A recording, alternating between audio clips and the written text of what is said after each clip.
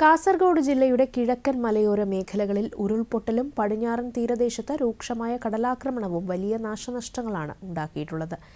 East Eleri പഞ്ചായത്തിലെ തായേനി ഗ്രാമത്തിൽ 3 ഇടങ്ങളിൽ ഉരുൾപൊട്ടലുണ്ടായി.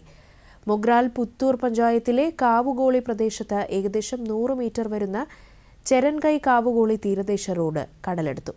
വിവരങ്ങളുമായി സതീഷ് ചേരുന്നു.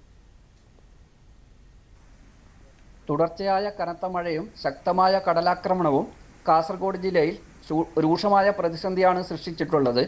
ജില്ലയുടെ കിഴക്കൻ മലയോര മേഖലയിൽ ഉരുൾപൊട്ടലും പടിഞ്ഞാറൻ തീരദേശത്ത് രൂക്ഷമായ കടലാക്രമണവും മൂലം കനത്ത നാശമാണ് ഉണ്ടായിട്ടുള്ളത്. തുടർച്ചയായി പെയ്യുന്ന മഴ ജനജീവിതത്തെയും സാരമായി ബാധിച്ചിട്ടുണ്ട്.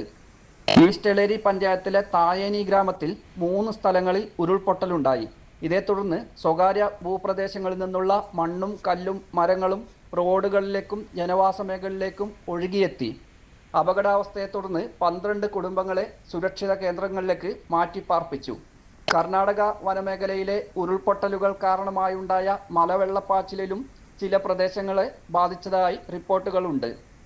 മൊഗ്രാൽ പുത്തൂർ പഞ്ചായത്തിലെ കാവുകോളി പ്രദേശത്ത് ഏകദേശം 100 മീറ്റർ ചേരൻകൈ കാവുകോളി തീരദേശത്ത് റോഡ് കടലെടുത്ത സ്ഥിതിയിലാണുള്ളത്. ഇത് 100 കണക്കിന് മത്സ്യത്തൊഴിലാളി കുടുംബങ്ങളെ ദുരിതത്തിലാഴ്ത്തി. CPCARയുടെ ബീച്ച് എക്സ്പെരിമെൻ്റൽ ബ്ലോക്കിൽ 80 മീറ്റർ മതിൽ കടലെടുത്തു. മറ്റൊരു 30 മീറ്റർ ഭാഗം തകരാൻ സാധ്യതയുള്ള നിലയിലാണ്. തീരദേശ റോഡുകളും സംരക്ഷണ ഘടനകളും നശിച്ചതോടെ 100 കണക്കിന് കുടുംബാംഗങ്ങൾ ജാഗ്രതയിലാണ്. തുടർച്ചയായി പെയ്യുന്ന മഴയെ തുടർന്ന് ജില്ലാ ഭരണകൂടം ജാഗ്രതാ നിർദ്ദേശം നൽകിയിട്ടുണ്ട്. മലയോര മേഖലയിലും തീരദേശത്തും താമസിക്കുന്നവരോട് സുരക്ഷിതമായ സ്ഥലങ്ങളിലേക്ക് മാറണമെന്ന് ജില്ലാ ഭരണകൂടം ആവശ്യപ്പെട്ടിട്ടുണ്ട്. ജില്ലയിൽ ഇതുവരെയും മരണങ്ങളോ കാണാതായ സംഭവങ്ങളോ റിപ്പോർട്ട് ചെയ്യപ്പെട്ടിട്ടില്ല. കനത്ത മഴയും മണ്ണിടിച്ചൽ ഭീഷണിയും തുടരുന്ന സാഹചര്യത്തിൽ പൊതുജനങ്ങൾ ജാഗ്രത പാലിക്കണമെന്നും നിർദ്ദേശങ്ങൾ അനുസരിക്കണമെന്നും ജില്ലാ കളക്ടർ അറിയിച്ചിട്ടുണ്ട്.